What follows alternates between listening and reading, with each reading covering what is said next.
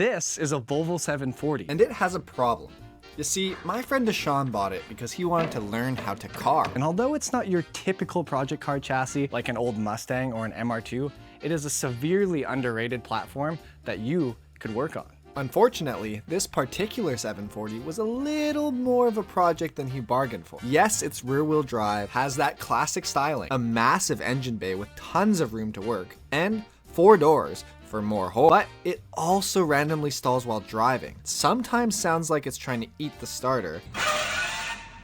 It's got rust, it leaks, and the interior may have been the scene of a murder. When Ashan bought this car, the plan was simple. Learn how to do the basics while having a mechanically reliable car. Unfortunately, the previous owner did not mention anything about the starter or the stalling, which happened pretty randomly and didn't during our test drive. Since then, life has gotten a lot busier and his goals have shifted. Instead of doing a slow restoration, he'd rather be driving, upgrading things instead of just fixing them, and maybe even try racing. So naturally, after carefully considering all of his options, he made the mature and financially responsible decision. He's buying another project car.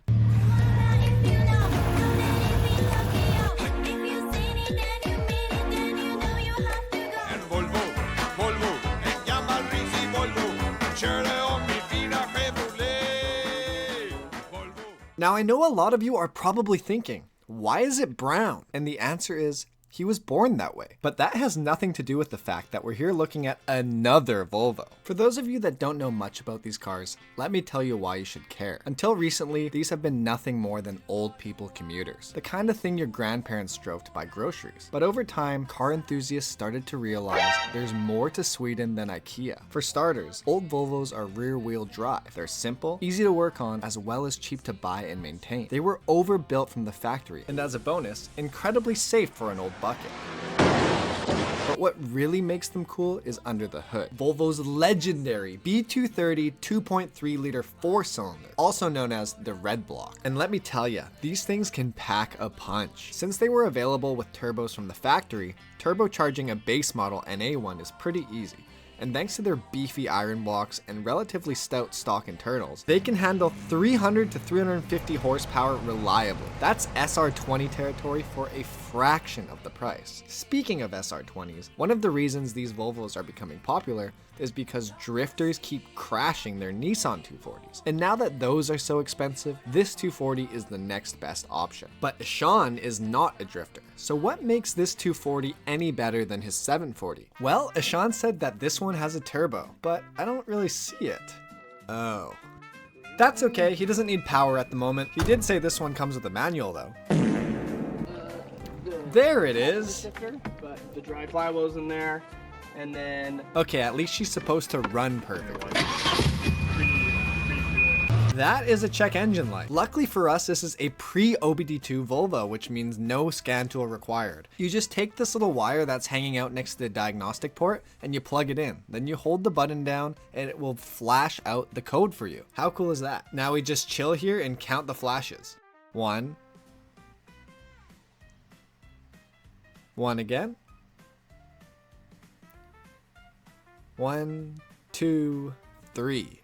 Now, if we look up the codes online, we can see that it is a short-term fuel trim issue, which isn't a big deal at the moment. So we go under the car to check for rust. But on this later model Volvo, the entire body is galvanized, so there's not a speck of rust to be found anywhere. You guys want to go for a little test trip? All right. Let's go. So off we went on our test drive, and you wouldn't believe what the previous owner had to say about why he got a 240. I literally searched up 240 on Facebook Marketplace, and I was initially looking for a 240SX, and then I found this, and I was like, oh, nice.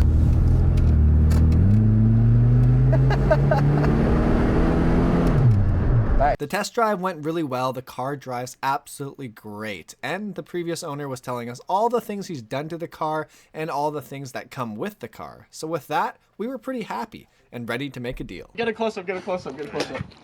Done deal! I look like a lowrider on the way home with the trans in the back, just like cruising front end up top. Got the Cali squat. This is the point in which you can apologize to your parents. Yeah, sorry, Mom. Sorry, Dad. Well, feller, how do you feel?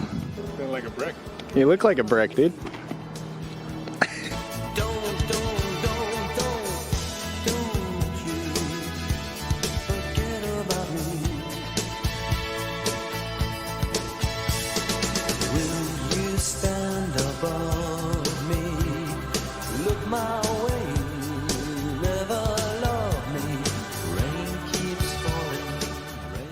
So what have we learned today?